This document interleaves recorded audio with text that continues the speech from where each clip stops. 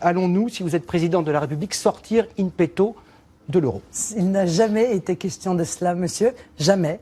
Ah, si, Jamais. Il y a plus de 4 ans, et c'était dans mon projet présidentiel d'ailleurs, que j'ai indiqué de la manière la plus claire qui soit que j'entrerai en négociation avec l'Union européenne. Tiens, c'est exactement ce qu'est en train de faire la Grande-Bretagne, je vous signale, qui d'ailleurs organise un référendum pour ou contre la sortie de l'Union européenne. Donc l'idée, c'est la négociation sur 4 sujets essentiels, la souveraineté économique, dont la souveraineté bancaire, la souveraineté territoriale, c'est Schengen, c'est la souveraineté législative, est-ce que les lois votées par les Français, parce qu'ils le veulent, sont supérieures en autorité aux directives européennes, et enfin la souveraineté monétaire. Pourquoi la souveraineté monétaire, je vais vous dire? Parce que, en fait, on ment aux Français quand on leur dit qu'on peut changer les choses. Je vais vous donner un exemple.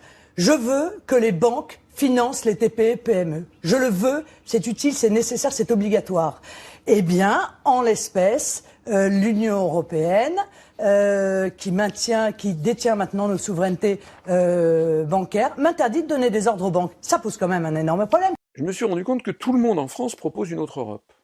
Le Front National propose une Europe des nations, une Europe des patries. L'UMP, aux dernières nouvelles, a fait sa campagne en disant pour une Europe qui marche. Le Parti Socialiste faisait campagne pour une Europe sociale. ELV pour une Europe écologique. Le Front de gauche et l'extrême gauche pour une Europe des travailleurs. Donc chacun a son projet. Alors déjà, la première chose assez pittoresque, c'est qu'ils ne sont même pas d'accord entre Français sur l'Europe qu'ils veulent. Déjà, entre Français, on ne sait même pas l'Europe qu'on veut entre Français. Et ils prétendent par ailleurs que l'ensemble des pays d'Europe vont être d'accord avec leur projet. Plus exactement, d'ailleurs, ils ne le prétendent pas.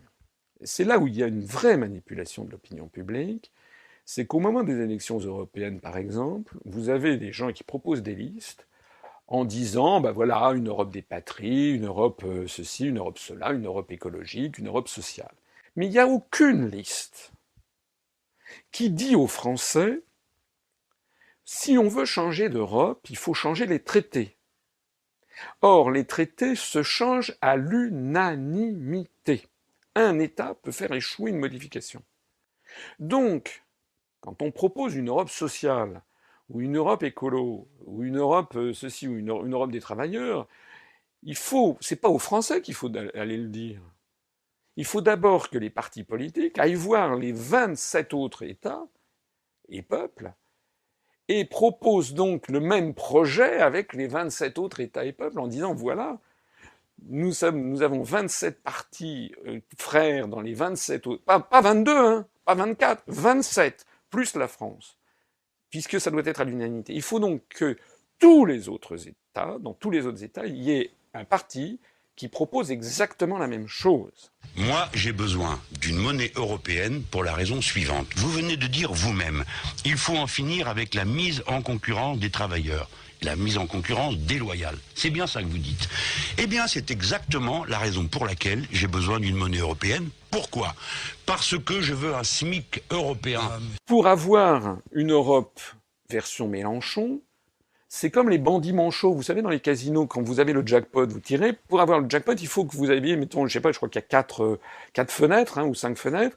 Il faut que vous ayez les 4 fenêtres ou les 5 fenêtres d'un coup qui tombent sur jackpot.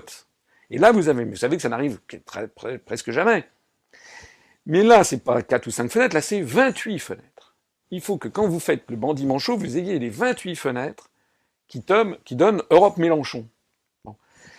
Si la probabilité pour chaque truc qui tourne est de 15% d'arriver, ce qui est très très élevé, eh bien faites un calcul statistique, c'est ce que j'ai fait, j'ai présenté ça dans l'école des étudiants de Polytechnique qui n'ont rien trouvé à redire, puisque le raisonnement mathématique est le bon, ça fait 0,15 à la puissance 28, ce qui fait 0,000000000 une probabilité tellement infinitésimale que la probabilité, qu'elle puisse arriver, c'est 1 seconde tous les 37 trillions d'années, tous les 37 milliards d'années.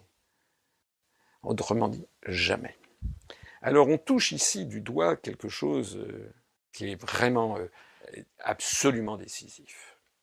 C'est que la probabilité de changer l'Europe est nulle.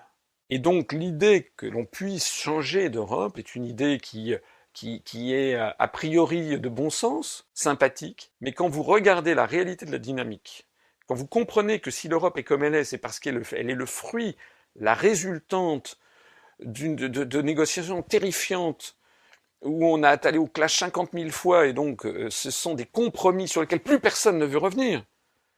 Plus personne ne veut revenir. Hein. L'idée de faire par exemple une Europe qui protégerait les services publics à la française, il y a une majorité de Français qui sont d'accord, mais jamais vous n'aurez l'accord des Luxembourgeois, jamais vous n'aurez l'accord des Britanniques ou des Néerlandais, jamais, jamais. Donc ce qui est fait maintenant, vous ne pouvez plus revenir en arrière. Voilà. Si la raison et ce calcul statistique, je crois, est parlant, effectivement, vous ne pouvez pas avoir d'autre Europe. Donc la conclusion, c'est que l'Europe est irréformable, elle ne peut être que comme elle est. Et il y a donc deux conclusions, soit on y est, et donc on accepte la suite des événements, en ayant compris que maintenant tout nous échappe, soit on se redresse et on dit non, c'est pas possible, et on en sort.